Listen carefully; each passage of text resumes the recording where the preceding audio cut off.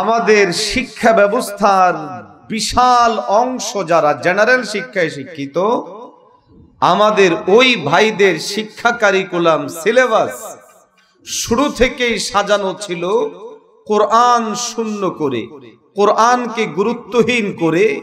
একটা পর্যায়ে আসতে আসতে কোরআনুল কারীমের প্রতি কিছুটা বিরূপ মনোভাব, কিছুটা ব্যঙ্গাত্মক ভাব, অগ্রহণযোগ্য ভাব তৈরি করা হলো। এরপরে আস্তে আস্তে এখন এমন হয়েছে, আমাদের সন্তানদের জন্য যে শিক্ষা ব্যবস্থা প্রণয়ন করা হচ্ছে, এই শিক্ষা ব্যবস্থায় একটা দুটো নয়, অসংখ্য বিষয় এমন আনা হচ্ছে যেই বিষয়গুলো সরাসরি ইসলাম বিরোধী, মুসলমানদের বিরোধী। শুধু এতটুকুতেই সীমাবদ্ধ না, গোটা মানবতার বিরোধী তৎপরতাও এই শিক্ষা ব্যবস্থার মধ্যে অনুপ্রবেশ ঘটানো হচ্ছে। প্রিয় ভাইয়ারা, চ্যালেঞ্জ নিতে হবে। আধুনিক এই চ্যালেঞ্জিং যা আমাদের সামনে উপস্থিত হয়েছে, গোটা পৃথিবীর সমস্ত তাগুত যখন কোরআনকে নিঃশেষ করে দেওয়ার প্রক্রিয়া করছে, আমরা হয়তো সরাসরি আক্রমণের শিকার নই, তবে কৌশলী ভাবে আমাদের কোরআনকে আমাদের হৃদয় থেকে ছিনিয়ে নিয়ে, কোরআনকে আমাদের ব্যবস্থাপনা থেকে ছিনিয়ে নিয়ে, কোরআনকে আমাদের সমস্ত জিনিস থেকে ছিনিয়ে নেওয়া, তারা চাচ্ছে কোরআনকে অগ্রহণযোগ্য, অপ্রয়োজনীয় গড়ে তোলার জন্য। আপনি আমি শপথ নিব, গোটা পৃথিবীকে দেখাবো, ব্যক্তি, পরিবার, সমাজ, রাষ্ট্র এবং গোটা বিশ্ব একমাত্র চমৎকার ব্যবস্থাপনা পেতে পারে কোরআনের মাধ্যমে, ভিন্ন কোনো জিনিসের মাধ্যমে নয়। কোরআনকে আমি আমার জানের চেয়েও মায়া করি, মহব্বত করি, ভালোবাসি। কোরআনের জন্য আমি আমার জীবন বিলিয়ে দিতে রাজি। আমি আল্লাহকে সাক্ষী রেখে বলি, এমন লোকজনের সংখ্যা পৃথিবীতে কম নয়, অসংখ্য, অগণিত। আমি দৃঢ়তার সাথে বিশ্বাস করি, আমরা আমাদের জায়গা থেকে যতদিন পর্যন্ত শরীরে এক বিন্দু পরিমাণ রক্ত থাকবে, কোরআন এবং কোরআনওয়ালার জন্য আমরা আমাদের জীবন বিলিয়ে দিতে প্রস্তুত আছি। জোরে বলেন ঠিক না বেঠে? আর সমকালীন আফগানিস্তান গোটা পৃথিবীর মানুষের কাছে পরিষ্কার হয়ে গিয়েছে যে টুপিওয়ালারাও, দাড়িওয়ালারাও, হাদিস পড়নেওয়ালারাও, কোরআনওয়ালারাও পাগড়ি মাথায় দিয়ে, পাঞ্জাবি পড়ে, টুপি পড়ে রাষ্ট্র চালাতে পারে এমন না, উন্নত ভাবে চালাতে পারে। শুধু উন্নত না, সর্বোন্নত ভাবে চালাতে পারে। সর্বোন্নত শুধু না, বরং চ্যালেঞ্জিং ভাবে চালিয়ে অল্প সময়ের মধ্যে গোটা পৃথিবীতে নাড়া ফেলে দিতে পারে। এটা টুপিওয়ালা, দাড়িওয়ালা, আলেম, হাফেজ, মাওলানা, মুফতি, মুহাদ্দিস, কোরআন এবং হাদিসওয়ালাদের পক্ষে সম্ভব। ইনসাফের সাথে বলবেন, এদেশে 20 থেকে 25,000 কওমি মাদ্রাসা শিক্ষা ব্যবস্থা রাষ্ট্রের কোনো অর্থ না নিয়ে, রাষ্ট্রের কোনো সুবিধা না নিয়ে, রাষ্ট্রের কোনো ধরনের তত্ত্বাবধান না নিয়েও বরং নিজস্ব ভাবে কোন প্রতিষ্ঠানের সন্তানেরা পেটের মধ্যে পাথর বাঁধার মতো বলা যেতে পারে সামান্য পরিমাণ খেয়ে উস্তাদরা নিজস্ব জিম্মাদারিতে একেবারে গরিব ছেলে, ইয়তিম ছেলে, মিসকিন ছেলে, রাস্তায় চলতো ওই ছেলেগুলাকে ধরে এনে শিক্ষিত বানাচ্ছে, উচ্চ শিক্ষিত বানাচ্ছে, এমনকি আন্তর্জাতিক ভাবে চ্যালেঞ্জ করার মতো একজন যোগ্য সৈনিক হিসেবে গড়ে তুলছে। সত্যনের মশালবাহী প্রিয় মনীষীদের পাপড়ি টিভি। মুহতারাম হাজিরিন, আমরা যেই সময়টায় এসে উপনীত হয়েছি, এই সময়টা ইসলাম, মুসলমান এবং মানবতার জন্য অত্যন্ত চ্যালেঞ্জিং, অত্যন্ত ভয়াবহতম একটি সময়ের মধ্যে এসে আমরা উপনীত হয়েছি। যে সময়ের মধ্যে পৃথিবীর প্রান্তে প্রান্তে ইসলাম ও মুসলমানদেরকে চূড়ান্তভাবে নিঃশেষ করে দেওয়ার সুদূর প্রসারী যতগুলো পরিকল্পনা হতে পারে, তৎপরতা হতে পারে, ষড়যন্ত্র হতে পারে, সমস্ত তৎপরতা, সমস্ত কার্যক্রম, সমস্ত ষড়যন্ত্র বেঈমান, কুফফার এবং তাদের দোসররা এট আ টাইম চতুর্দিক থেকে চালিয়ে যাচ্ছে। ষড়যন্ত্রের দুটো ধারা, অপতৎপরতার দ্রুত ধারা। একটা হলো দৃশ্যমান, যেটা বোঝা যায়, আরেকটা হলো অদৃশ্যমান, যেটা খুব সহজে বোঝা যায় না, বরং বুঝতে অনেক সময় লাগে। দৃশ্যমান চক্রান্ত, ষড়যন্ত্র এবং কার্যক্রম, যেমন কেউ একজন আমাকে শেষ করে দিতে চায়, তাহলে আমাকে শেষ করার দুটো উপায়। এক, আমার উপরে সরাসরি আঘাত করবে, আমাকে শেষ করে দিবে। আরেকটা উপায় হলো আমাকে সরাসরি নয়, বরং আমার চতুর্দিক থেকে এমন ভাবে ঘিরে ধরবে, এমন ভাবে পরিবেশ তৈরি করবে যেন আমি আমার জায়গা থেকে সরাসরি মেরে ফেললে যেমন শেষ হয়ে যেতাম, এভাবে চতুর্দিক থেকে সমস্ত পথগুলো বন্ধ করে এইভাবে আমাকে শেষ করে দেয়া। যেমন আমার ব্যাপারে মিথ্যাচার করা, আমাকে অগ্রহণযোগ্য করে তোলা, আমাকে আমার জায়গা থেকে শেষ করে দেওয়া। ইসলামের বিরুদ্ধে, মুসলমানদের বিরুদ্ধে বেঈমানদের এই দুটো তৎপরতা এট আ টাইম চালু আছে। একদিকে যদি আমরা আমাদের সামনে ফিলিস্তিনের অবস্থা দেখি, এখানে দেখব সরাসরি আক্রমণ চলছে। আমরা যদি আমাদের পার্শ্ববর্তী দেশ মায়ানমারের আরাকানে রোহিঙ্গা মুসলমানদের দিকে তাকাই, সেখানে দেখব সরাসরি আক্রমণ চলেছিল, এখনো চলছে। কাশ্মীরের দিকে তাকাই, তাহলে দেখব সেখানে ইসলাম ও মুসলমানদেরকে উৎখাত করে দেওয়ার জন্য সরাসরি আক্রমণ চলেছে, এখনো চলে। এভাবে পৃথিবীর বিশাল একটা অংশ জুড়ে ইসলাম, মুসলমান এবং মিল্লাতে মুসলিমাকে উৎখাত করার জন্য সরাসরি আঘাত চলছে। আরেক দিকে সরাসরি আঘাত নয়, কৌশলী আক্রমণ। ওই কৌশলী আক্রমণগুলোর বড় একটা অংশ হলো ইসলাম যে জিনিসকে ভিত্তি করে দাঁড়িয়ে আছে, ইসলামের মূল যেই ভিত্তি, সেই ভিত্তিকে নড়বড়ে করে দেওয়া, সেই ভিত্তিকে উপড়িয়ে ফেলা, সেই ভিত্তি যারা আঁকড়ে ধরবে তাদেরকে অগ্রহণযোগ্য করে তোলা। আর এই ষড়যন্ত্রের অংশ হলো শিক্ষা ব্যবস্থা থেকে কোরআনকে উঠায় দেওয়া, শিক্ষক হিসাবে কোরআনওয়ালাদেরকে অগ্রহণযোগ্য করে তোলা, রাষ্ট্রনায়ক হিসাবে কোরআনওয়ালাদেরকে অগ্রহণযোগ্য করে তোলা।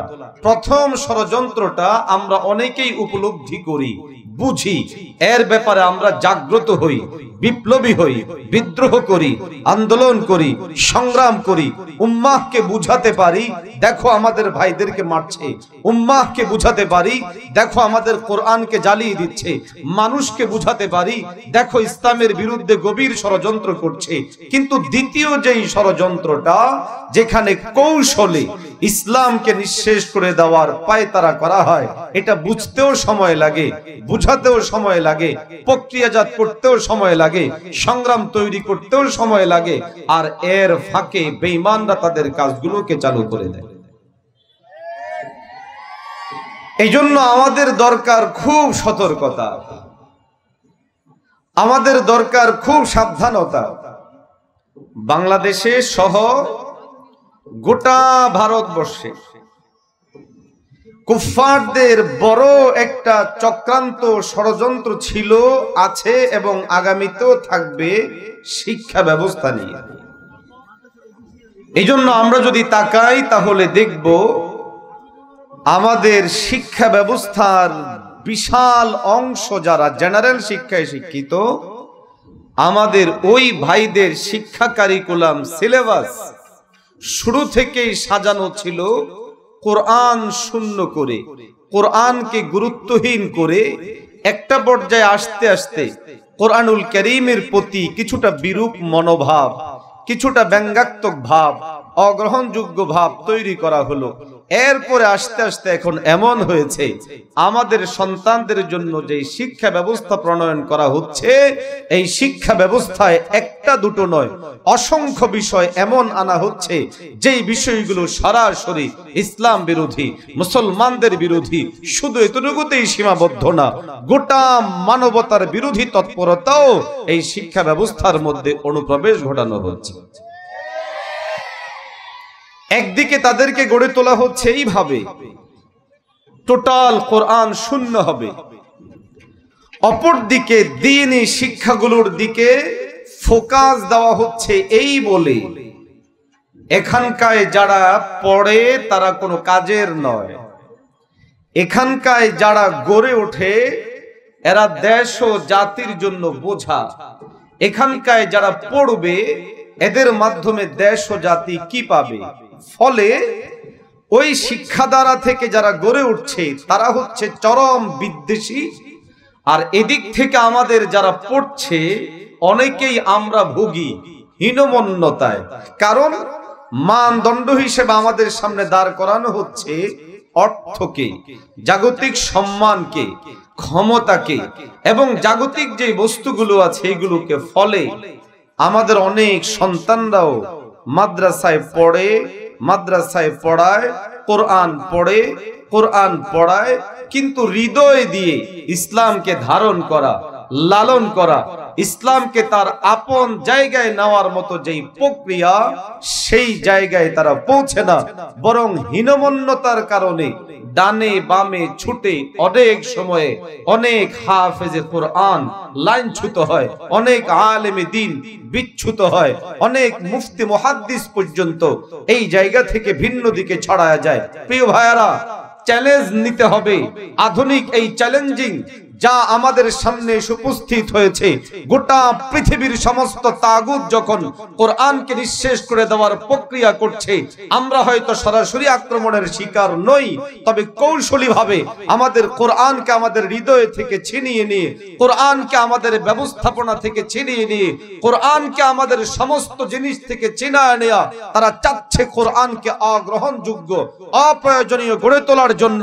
আপনি আমি শপথ নিব, গোটা পৃথিবীকে দেখাবো ব্যক্তি, পরিবার, সমাজ, রাষ্ট্র এবং গোটা বিশ্ব একমাত্র চমৎকার ব্যবস্থাপনা পেতে পারে কোরআনের মাধ্যমে, ভিন্ন কোনো জিনিসের মাধ্যমে নয়।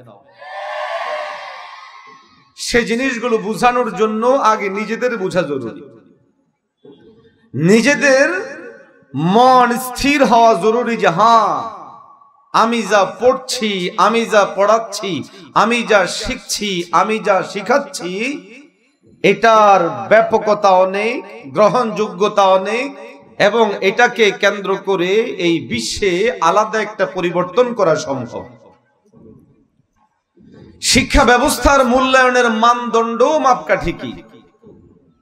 শিক্ষা ব্যবস্থা মূল্যায়নের মানদণ্ড ও মাপকাঠি কি? পড়ায়, কারা পড়ায়, কারা পড়ে এবং সেখান থেকে যারা বের হয় এদের মাধ্যমে দেশ জাতি কি পায়, দুনিয়া এবং আখিরাত বিবেচনা। এজন্য কোন বাবা তার সন্তানকে পারতপক্ষে যারা জেনারেলে পড়ায় চেষ্টা করে আমার ছেলে যেন সায়েন্সে সুযোগ পায়। কেন? তিনি জানেন সায়েন্স বিষয়গতভাবে উন্নত। কেউ যদি সায়েন্সের উপরে পাশ করতে পারে তাহলে আমার এই সন্তানের মূল্যায়ন বাড়বে। এই জন্য যেই শিক্ষক সায়েন্স পড়ান তিনার মূল্য বেশি হয়, যেই ছাত্ররা সায়েন্স পড়ে তাদের মূল্য বেশি হয় এবং এখান থেকে যারা বের হয়ে পরবর্তী স্টেপে যায় তাদেরকেও সেভাবে মূল্যায়ন করা হয়। তো শিক্ষাধারার মধ্যে সমস্ত শিক্ষাধারার এটা একটা মৌলিক পয়েন্ট, সেটা হলো এই যে শিক্ষাধারা মূল্যায়নের ক্ষেত্রে এটা মাপকাঠি ধরা হয় কি পড়ে, কারা পড়ায়, কারা পড়ে, পড়ার পরে তাদের রেজাল্ট কি। আমরা যদি আমাদের এই কোরআনী শিক্ষাকে, ইসলামী শিক্ষাকে, দ্বীনি শিক্ষাকে এই আন্দাজে বুঝার চেষ্টা করি তাহলে গোটা আলোচনার সার মর্ম দাঁড়াবে আমরা পড়ি কোরআন, আমাদেরকে পড়ান আহলুল কোরআন যারা ওলামা, আর আমাদের এই শিক্ষাধারা স্বয়ং আল্লাহ কর্তৃক নিয়ন্ত্রিত। আর এই শিক্ষাধারা থেকে পড়ার পরে আল্লাহ ওই বান্দাদের জন্য দুনিয়াতেও আখিরাতেও সদা সর্বদা সমস্ত জায়গাগুলোতে আপন আপন জায়গায় ফালাহ দান করবেন, নাজা দান করবেন, বিজয় দান করবেন। আওয়াজ দিয়ে বলেন ঠিক না বেঠিক? মুমিন মুসলমান ভাইরা আমার, আল্লাহ পাক রব্বুল আলামিন কালামুল্লাহের মধ্যে পয়গম্বর আলাইহিস সালাতু ওয়াস সালামকে উল্লেখ করে বলেন, ইকরা বিসমি রাব্বিকাল্লাযী খালাক। আল্লাহ পাক রব্বুল আলামিন পয়গম্বর আলাইহিস সালাতু ওয়াস সালামকে বলেছেন, ওই পয়গম্বর আপনি পড়ুন আপনার সেই প্রভুর নামে যিনি আপনাকে সৃষ্টি করেছেন। আমাদেরকে সৃষ্টি করেছেন কে? আল্লাহ পাক রব্বুল আলামিন কালামুল্লাহির সূরাতু আর রহমানের মধ্যে বলেন, আর রহমান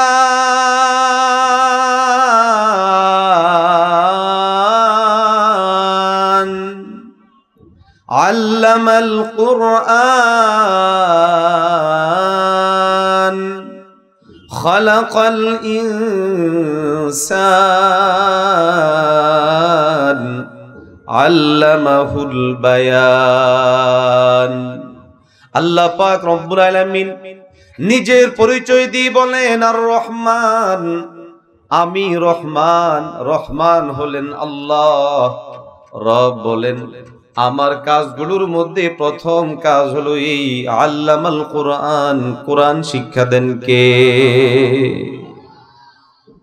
তাহলে সূরা আলাক এর আলোকে স্পষ্ট হলো শিক্ষা ও শিক্ষা কারিকুলাম এটা আল্লাহ রাব্বুল আলামিনের পক্ষ থেকে পয়গম্বর আলাইহিস সালাতু ওয়াস সালামের মাধ্যমে সরাসরি আমরা পেয়েছি। রব তার দিকে তালিমের নিসবত করার মাধ্যমে পরিষ্কার হলো আল্লাহ শিখান, এবং কি শিখান এটাও পরিষ্কার হলো। আর যদি কেউ কোরআনী শিক্ষাধারার মূল্যায়ন করার জন্য মাপকাঠি নেয় যে এই শিক্ষাধারার ভিত্তিপ্রস্তরকারী কে, এই শিক্ষাধারার মূলে কে, এই শিক্ষাধারার আসলে কে, তাহলে আমরা একেবারে চূড়ান্ত পর্যায়ে যেয়ে পরিষ্কার ভাবে বলতে পারবো আমাদের এই শিক্ষাধারায় স্বয়ং যার অবস্থান তিনি হচ্ছেন আল্লাহ। তিনি কে? জোরে বলেন না, তিনি কে? রব বলেন, আর রহমানু আল্লামাল কোরআন। রহমান তো তিনি যিনি কোরআন শিখান। অতএব মূল্যায়নগত দিক থেকে কোরআনী শিক্ষার ভিত্তি ও মূল দিক বিবেচনায় কোন ব্যক্তি, কোন জ্ঞানী যদি বুঝতে চায় তার জন্য এতটুকু যথেষ্ট। দুনিয়াবি দিক বিবেচনায় আমরা যদি এই শিক্ষাধারার মুআল্লিম খুঁজি, তাহলে মুআল্লিম হিসেবে পাবো পৃথিবীর সর্বশ্রেষ্ঠ মানব, সর্বশ্রেষ্ঠ মহামানব, সর্বশ্রেষ্ঠ ব্যক্তিত্ব, সর্বশ্রেষ্ঠ মানুষ নবী মুহাম্মদুর রাসূলুল্লাহ সাল্লাল্লাহু আলাইহি ওয়াসাল্লাম। قال رسول الله صلى الله عليه وسلم علمني ربي فأحسن تعليمي وقال أدبني ربي فأحسن تأديبي। পয়গম্বর আলাইহিস সালাতু ওয়াস সালাম বলেন, ও দুনিয়াবাসী, আল্লামানি রব্বি, আমার রব আমাকে শিক্ষা দিয়েছেন, এই জন্য আমার শিক্ষা সবচেয়ে সুন্দর, সবচেয়ে গোছালো, সবচেয়ে সমৃদ্ধ, সবচেয়ে উন্নত। যার শিক্ষা, তার শিক্ষা হলো নবী মুহাম্মদুর রাসূলুল্লাহ সাল্লাল্লাহু আলাইহি ওয়াসাল্লামের শিক্ষা।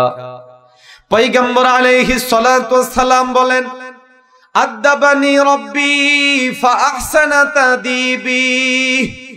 পয়গম্বর আলাইহিস সালাতু ওয়াস সালাম বলেন, শিক্ষার পাশাপাশি দীক্ষাও আমাকে দিয়েছেন আল্লাহ। ফলে পৃথিবীর সবচেয়ে উন্নত দীক্ষা আমার, সবচেয়ে চমৎকার দীক্ষা আমার পয়গম্বর আলাইহিস সালাতু ওয়াস সালাম এই কোরআনী শিক্ষাধারার দুনিয়াবি দিক বিবেচনায় মুআল্লিমে আউয়াল, এক নাম্বার মুআল্লিম আল্লাহ, মুতাআল্লিম পয়গম্বর আলাইহিস সালাতু ওয়াস সালাম, দুনিয়াবি দিক বিবেচনায় মুআল্লিম পয়গম্বর আলাইহিস সালাম, মুতাআল্লিম নবীর সাহাবায়ে কেরাম। মুতাআল্লিম হিসাবে নবীর সাহাবীরা কেমন, আল্লাহ পাক রব্বুল আলামিন কালামুল্লাহের মধ্যে তাদের ব্যাপারে সার্টিফাই করে বলেন, মুহাম্মাদুর রাসূলুল্লাহ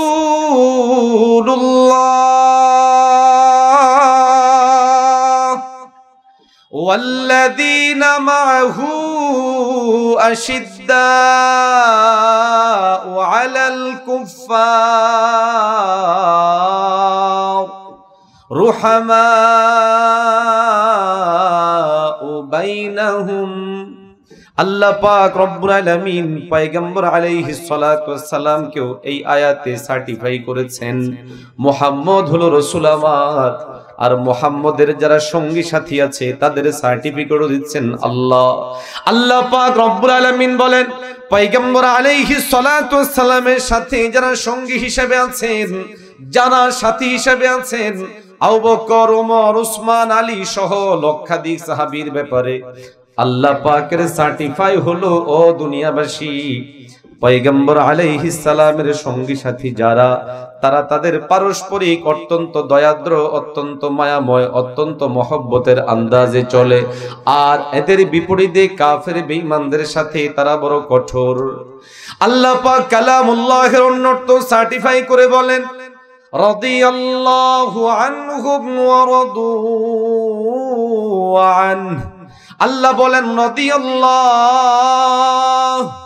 নবী মুহাম্মদুর রাসূলুল্লাহ সাল্লাল্লাহু আলাইহি ওয়াসাল্লামের যারা সাহাবায়ে কেরাম, তাদের উপরে আল্লাহ পাক নিজে সন্তুষ্ট। ওয়া রাদু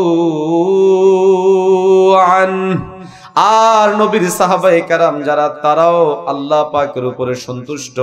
অতএব কেউ যদি মূল্যায়নের মাপকাঠি নেয়, এই শিক্ষাধারায় আসল কারা, আমরা বলবো আল্লাহ। এই শিক্ষাধারায় এরপরে কারা, আমরা বলবো নবী মুহাম্মদুর রাসূলুল্লাহ। এই শিক্ষাধারায় এরপরে কারা, আমরা বলবো নবীর সাহাবায়ে কেরাম। এই শিক্ষাধারায় এরপরে কারা, আমরা বলবো নবীর তাবেঈনেরা, নবী সাল্লাল্লাহু আলাইহি ওয়াসাল্লামের সাহাবায়ে কেরামদের সংস্পর্শ প্রাপ্ত তাবেঈনেরা। নবী সাল্লাল্লাহু আলাইহি ওয়াসাল্লাম বলেছেন, খায়রুল কুরুনি করনি সুম্মাল্লাযীনা ইয়ালুনাহুম সুম্মাল্লাযীনা ইয়ালুনাহুম। অতএব যুগ বিবেচনায় শ্রেষ্ঠ যারা, তারাই হলো ইসলামের শিক্ষায় শিক্ষিত গোটা দুনিয়ার জন্য চ্যালেঞ্জ।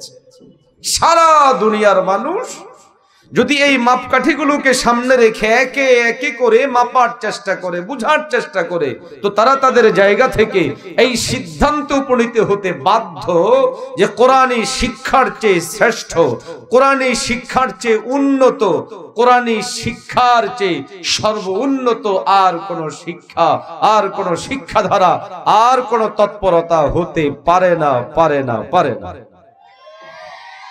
এখান থেকে আরেকটা বিষয়ও পরিষ্কার, ষড়যন্ত্র ছিল, আছে, থাকবে, তবে কোরআনী শিক্ষাও শিক্ষা দ্বারা কোনোদিন মিটে যাবে না, মুছে যাবে না, নিঃশেষ হয়ে যাবে না। কখনো কখনো ক্ষতিগ্রস্ত হবে, যেমন হয়েছিল ভারতবর্ষে, যেমন হয়েছিল খেলাফত যখন পতন হয়, ওই সময়টার মধ্যে লম্বা সময় জুড়ে সাময়িক ক্ষতিগ্রস্ত হয়েছিল।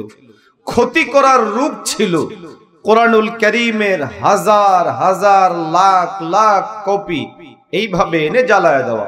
আজকেও এই তৎপরতা আছে, কখনো ফ্রান্সে, কখনো কানাডায়, কখনো ব্রিটেনে, বিভিন্ন জায়গায় কোরআন শরীফ পুড়িয়ে কুফাররা, তারা তাদের ভিতরে থাকা যেই কালোর চেহারাটা আছে, বিদ্বেষী যেই মনোভাব আছে, তাদের অন্তরের যেই কালো রূপটা আছে, মাঝে মধ্যে প্রকাশ করে। কি পরিমাণ ভয়ঙ্কর হলে এই অপতৎপরতা চালাতে পারে, তাদের এই জিদ, তাদের এই রাগ, এই ক্ষোভ, এর বড় একটা কারণ হলো তারা জানে যতদিন কোরআন থাকবে, কোরআন ওয়ালা থাকবে, অতদিন পর্যন্ত পৃথিবী থেকে ইসলাম ও মুসলমানকে নিঃশেষ করা যাবে না। যার জন্য বারবার তারা কোরআন এবং কোরআন ওয়ালাদের উপরে আঘাত চালিয়ে যায়। কিন্তু আমরা যদি হিসাব লাগাই, এই ভারতবর্ষে লাখ লাখ কোরআনুল কারীমের কাগজে কপি পোড়ানো হয়েছে। কোরআনুল কারীমের জীবন্ত ধারক বাহক ওলামা তুলাবা হুফাজ এদেরকে ফাঁসির মঞ্চে দিয়ে একেবারে জীবনে শেষ করে ফেলা হয়েছে। আপনারা আমার সাথে বলবেন, ওই সময়ে কোরআন শরীফের যেই পরিমাণ কপি ছিল, এই ভারতবর্ষে কোরআন শরীফের কপি আগের চেয়ে কম না বেশি? জোরে বলেন। হাফেজে কোরআনদের সংখ্যা, আলেমদের সংখ্যা, মুফতির সংখ্যা, মুহাদ্দিসের সংখ্যা, মাদারেসের সংখ্যা আগের চেয়ে কম না বেশি? আওয়াজ দিয়া বলেন। কুফফারদের তৎপরতা হলো ইউরিদুনা লিইউতফিউ নূরাল্লাহ, তারা আল্লাহর নূরকে নিভিয়ে দিতে চায়, বন্ধ করে দিতে চায়, নিঃশেষ করে দিতে চায়। রব বলেন আল্লাহু মুতিম্মু নূরি, আমি আমার নূরকে পূর্ণতায় পৌঁছাবো। কেমনে পৌঁছাবে আল্লাহ জানে। প্রিয় ভাইরা, কিছুদিন পূর্বেও একটা জায়গায় আঘাত করা হয়েছিল কালামুল্লাহের উপরে। পুলিশের উপস্থিতিতে কিছু লোকজন আগুন দিয়েছিল কোরআনুল কারীমের মধ্যে, কিন্তু আল্লাহর বড় মেহেরবানি হলো ওই জায়গাটায় একজন ভাই জীবনের মায়া করেনি, সম্পদের মায়া করেনি, নিজের বেঁচে থাকার এই লোভ অন্তরের মধ্যে আসেনি। মুহূর্তের মধ্যে কোরআনের মধ্যে আগুন দেওয়া ওই বদমাশটার বুক বরাবর লাথি দিয়ে স্পষ্টভাবে প্রমাণ করেছে, কোরআনকে আমি আমার জানের চেয়েও মায়া করি, মহব্বত করি, ভালোবাসি। কোরআনের জন্য আমি আমার জীবন বিলিয়ে দিতে রাজি। আমি আল্লাহকে সাক্ষী রেখে বলি, এমন লোকজনের সংখ্যা পৃথিবীতে কম নয়, অসংখ্য, অগণিত। আমি দৃঢ়তার সাথে বিশ্বাস করি, আমরা আমাদের জায়গা থেকে যতদিন পর্যন্ত শরীরে এক বিন্দু পরিমাণ রক্ত থাকবে কোরআন এবং কোরআন ওয়ালার জন্য আমরা আমাদের জীবন বিলিয়ে দিতে প্রস্তুত আছি। জোরে বলেন ঠিক না বেঠিক? এই ঈমানি জজবা যদি হৃদয়ে থাকে, কালামুল্লাহ এবং কালামুল্লাহের যেই চ্যালেঞ্জ গোটা দুনিয়া ব্যাপী, এটাকে কোনোদিন তারা শেষ করতে পারবে না। এবং কোরআনী শিক্ষাধারাকে অগ্রহণযোগ্য করে তোলার যে অপতৎপরতা, এই অপতৎপরতাকে মিটাতে পারবে না, নিঃশেষ করতে পারবে না ইনশাআল্লাহ। শিক্ষাধারা মূল্যায়নের দ্বিতীয় মাপকাঠি কি পড়ানো হয়? প্রথম মাপকাঠি ছিল কারা পড়ায়, শিক্ষকদেরকে দিয়েই শিক্ষা ব্যবস্থার মূল্যায়ন করা হয়।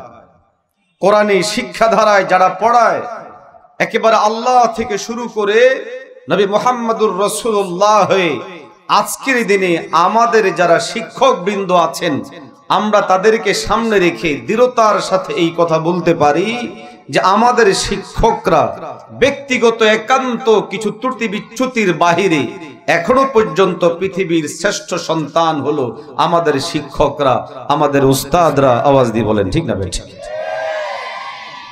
দ্বিতীয়ত মূল্যায়নের মাপকাঠি হলো কি পড়ানো হয়। তো কালামুল্লাহের মধ্যে আমরা সবাই জানি দ্বীনি শিক্ষাধারার মূল হলো আল কোরআনুল কারীম, এর ব্যাখ্যা হলো হাদিস শরীফ, এর ব্যাখ্যা যে সমস্ত গ্রন্থাদিগুলো আছে এগুলো মূল্যায়ন করতে যে গ্রন্থের মূল্যায়ন হয়, এর ভিতরে থাকা তথ্যগুলোকে ভিত্তি করে যদি কোনো গ্রন্থ তথ্যগতভাবে ভুল থাকে, তত্ত্বগতভাবে ভুল থাকে, ব্যাকরণগতভাবে ভুল থাকে, বাস্তবতার সাথে যায় না এমন অবাস্তব অবান্তর জিনিস থাকে, মানুষ তখন সেটাকে শিক্ষা হিসেবে নেয় না। ক্ষতিকর কোনো বস্তু থাকে, মানুষ সেটাকে শিক্ষা হিসেবে নেয় না। কোরআনী শিক্ষাধারার মূল পাঠ্য কোরআন। রব কোরআনের ব্যাপারে চ্যালেঞ্জ করে বলেন, যালিকাল কিতাবু লা রাইবা ফীহি হুদাল লিল মুত্তাকিন।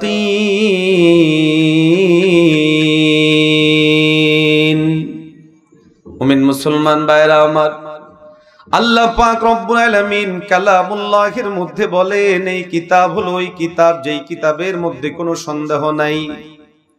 আল্লাহ পাক রব্বুল আলামিন কালামুল্লাহের মধ্যে সন্দেহ নাই এতটুকু বলেই ক্ষান্ত হননি, বড় আর একটু আগ বেড়ে বলেন, ইন কুনতুম ফি রাইবিন, যদি তোমরা কেউ সন্দেহের মধ্যে থাকো, তোমাদের কারো হৃদয়ের মধ্যে যদি সংশয় জাগে, অন্তরের মধ্যে সন্দেহ তৈরি হয়, রব বলেন তোমরা আমার চ্যালেঞ্জ গ্রহণ করো, আমি যা দিয়েছি এর সমকক্ষ সমপর্যায়ের কাছাকাছি কোনো আয়াত, কোন সূরা, কোন শব্দ, কোন অক্ষর আনো। রব ঘোষণা দিলেন পারবে না, কিয়ামত পর্যন্ত পারবে না, তোমরাও পারবে না, তোমাদের কেউ পারবে না। গ্রাম্য ভাষায় মানুষ বলে তোমাদের 14 গোষ্ঠীও পারবে না। এটা কোরআনের শিক্ষাধারার সবচেয়ে সৌন্দর্য। আজ আমাদের শিক্ষাধারায় সন্তানদের জন্য যে সমস্ত কারিকুলাম প্রণয়ন করা হয়, কোথাও তথ্যগত ভুল, কোথাও তত্ত্বগত ভুল, আর কোথাও তো এমন এমন ভুল যেগুলো গোটা মানবতার জন্য ভয়ঙ্কর রকম হুমকি, ধমকি এবং ক্ষতিকর। চলমান সবচেয়ে হট টপিক হলো ট্রান্সজেন্ডার নিয়ে। এর চেয়েও ভয়াবহ হলো ডারউইনের মতবাদ। এই দুটো জিনিসের পাশাপাশি আরো এমন এমন জিনিস আমাদের জেনারেল শিক্ষাধারায় আমাদের সন্তানদেরকে শিখাচ্ছে যেগুলো মুশকিল। 3 নাম্বার, মানুষ যেই জিনিসকে কেন্দ্র করে শিক্ষাধারার মূল্যায়ন করে সেটা হলো এই যে এই শিক্ষাধারা কি কাজে লাগে। তো কাজ বলতে কি বোঝায়? কাজ বলতে বোঝায় যে এই শিক্ষাধারায় পড়ার পর কি পরিমাণ টাকা কামালো, এই শিক্ষাধারায় পড়ার পর তারা রাষ্ট্রের কোনো কাজে লাগলো কিনা, এই শিক্ষাধারায় পড়ার পর তারা কি কি হলো, এই সমস্ত বিষয়গুলো হিসাব চালানো হয়। সময় খুব কম, এই জন্য সংক্ষেপে শেষ করছি। প্রথম কথা, শিক্ষাধারায় শিক্ষিত হয়ে রাষ্ট্র চালানো যদি কোনো মূল মানদণ্ড হয়, তাহলে ফেশিবাদী আচরণ বাদ দিয়ে পরিবেশ পরিষ্কার করে আমাদেরকে কাজ করার সুযোগ করে দেওয়া হোক। আমরা আমাদের জায়গা থেকে প্রমাণ রাখবো যে কোরআন ওয়ালারা একটা রাষ্ট্রকে সবচেয়ে উন্নত এবং চমৎকার ভাবে চালাতে পারে। একেবারে আগের কোন উপমা যদি বলি তাহলে নবী মুহাম্মদুর রাসূলুল্লাহের যুগ থেকে খেলাফতের সর্বশেষ দিন পর্যন্ত পৃথিবীর মানুষের কাছে আমরা উপমা হিসেবে পেশ করতে পারবো।